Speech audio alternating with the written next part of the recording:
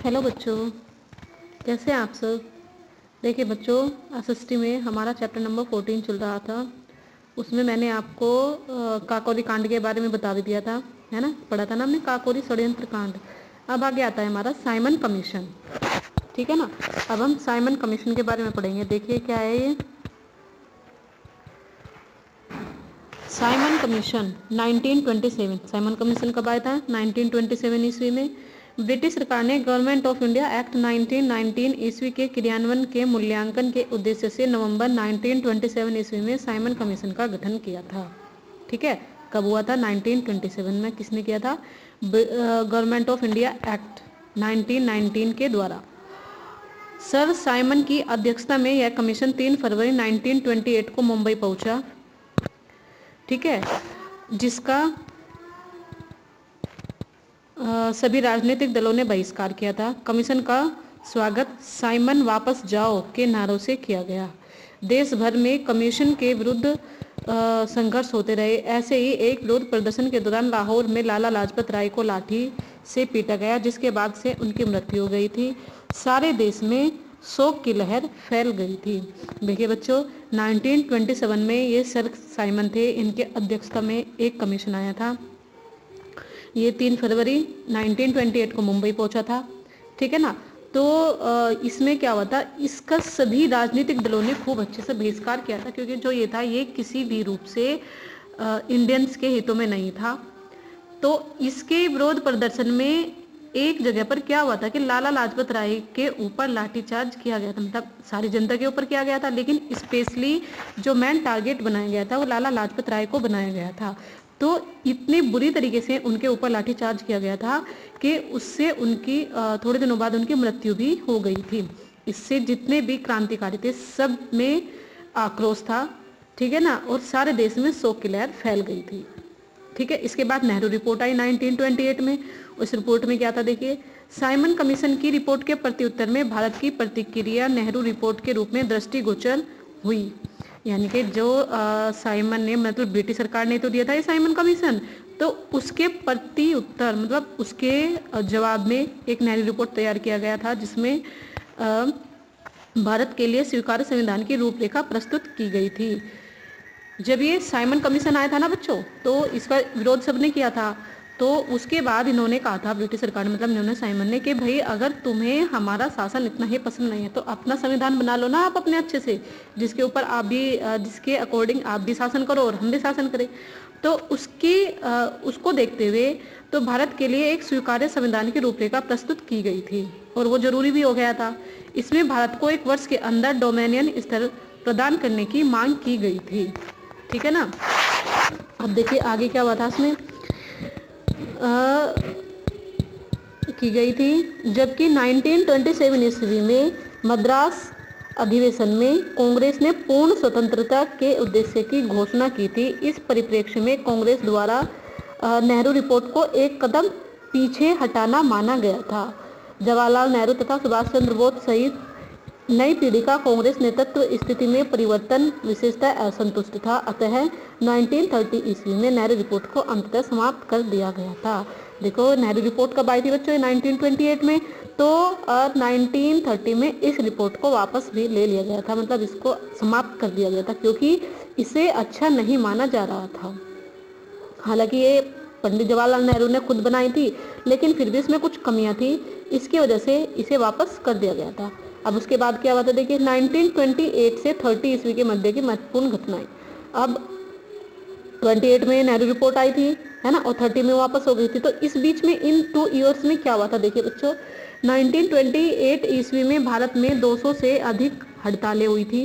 इनमें सबसे महत्वपूर्ण तथा सबसे सरदार वल्लभ भाई पटेल के नेतृत्व में गुजरात का बारडोली सत्याग्रह था। इस सत्याग्रह में वल्लभ भाई पटेल को सरदार की उपाधि प्राप्त हुई थी।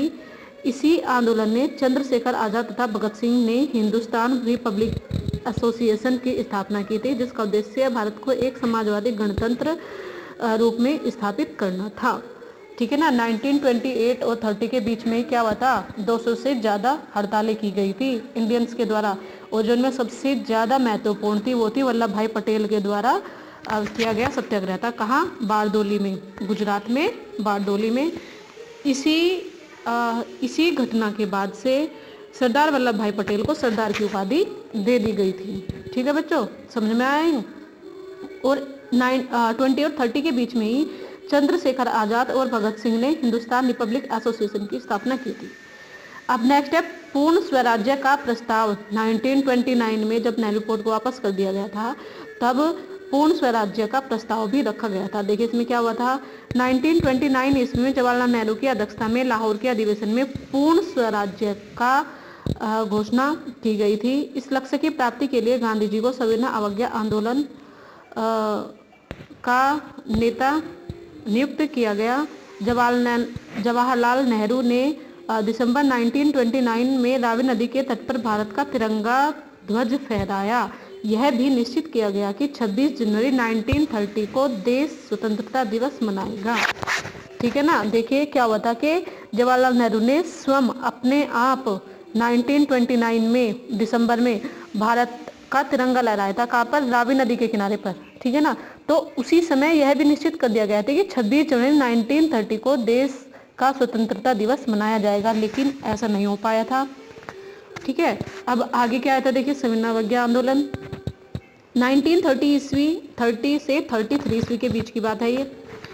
असहयोग आंदोलन के 8 वर्ष पश्चात, असहयोग आंदोलन चलाया था ना गांधी जी ने, तो उसके 8 सालों बाद 8 वर्ष पश्चात गांधी जी ने अपना अगला आंदोलन चलाया।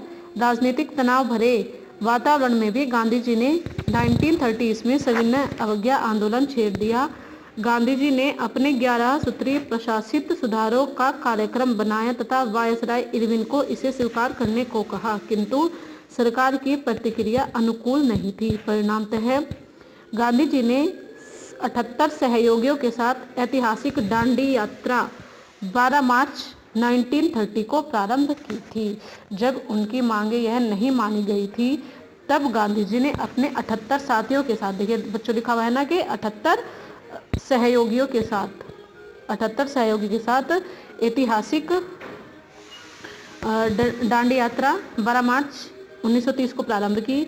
दांडी में नमक कानून तोड़ने के साथ सविनय अवज्ञा आंदोलन प्रारंभ हुआ था। एक नमक कानून भी लगाया गया था, नमक के ऊपर भी कर लगा दिया था ब्रिटिश सरकार ने, तो उसको तोड़ने के लिए भी दांडी यात्रा चलाया गया था और उसमें सविनय अवज्ञा आंदोलन को भी शुरू किया गया था।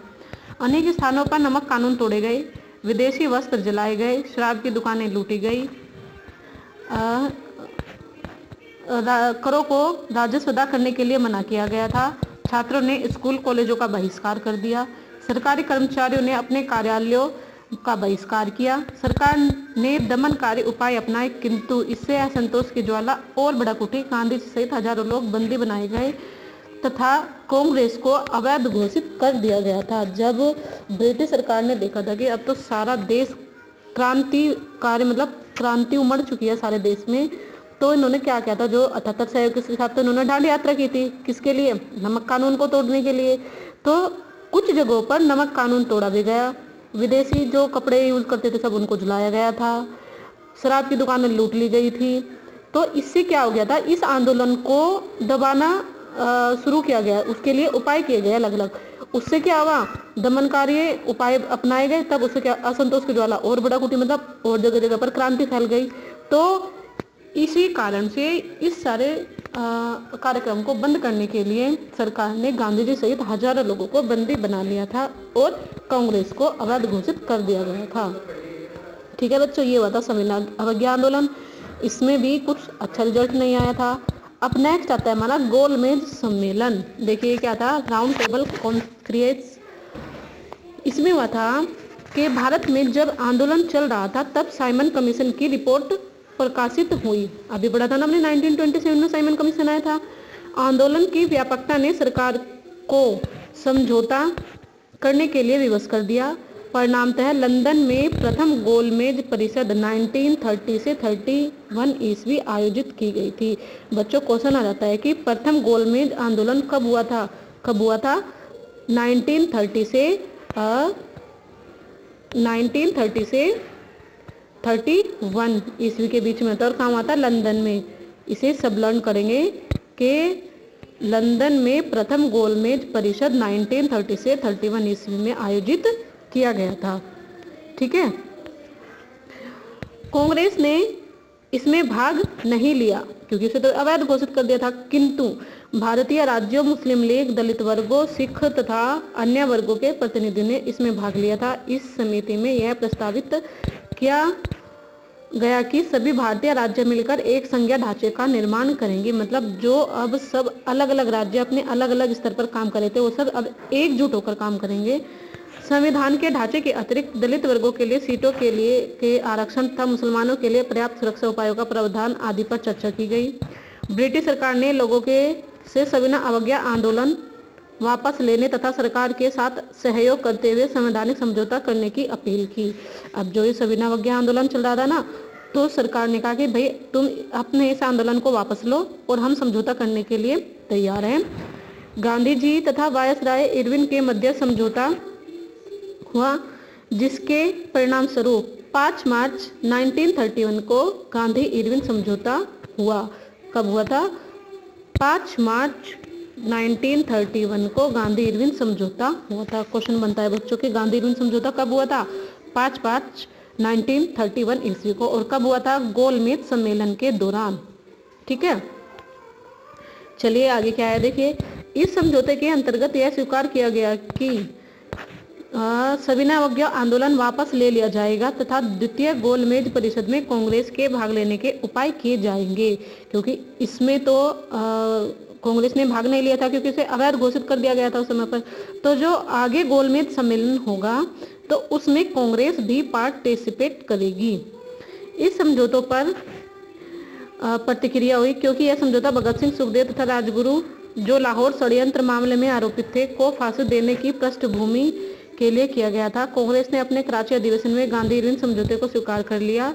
यही नहीं, कांग्रेस अधिवेशन में लोगों ने सार्वभौमिक अधिकारों तथा देश की आर्थिक नीति पर भी प्रस्ताव लाए गए। गांधी जी ने लंदन में सितंबर 1931 को आयोजित द्वितीय गोलमेज परिषद में कांग्रेस का प्रतिनिधित्व किया। देखो प्रथम कब हुई थी हमारी? 1931 में। देखिए बच्चों, कब हुई थी प्रथम? 1931 में। और द्वितीय कब हुई थी हमारी? 1931 में, लंदन में। वो हुई थी लंदन में भी, ये भी लंदन में, और 1930 में स्टार्ट हुआ था। और 1931 में दूसरा ये गोलमेज सम्मेलन शुरू किया गया था। ठीक है, किंतु इस सम्मेलन में सांप्रदायिक प्रश्न पर वार्ता टूट गई तथा गांधी जी लंदन से खाली हाथ वापस लौट आए। स्वदेश लौटकर उन्होंने सविनय अवज्ञा आंदोलन पुनः प्रारंभ कर दिया, क्योंकि जब गांधी जी के अकॉर्डिंग वहाँ पर काम नहीं हुआ था तो गांधी जी ने वापस आकर फिर से अपना सविनय अवज्ञा आंदोलन चला दिया था। तो बच्चों आज यहीं तक, आप यहीं तक इसकी अच्छे से रीडिंग करेंगे। ठीक है, और आगे की भी एक बार आप अच्छे से रीडिंग कर लेंगे, फिर इसे मैं आगे आपको एक्सप्लेन कर दूंगी तो आपके अच्छे से समझ में आ जाएगा। ओके बच्चों, थैंक यू।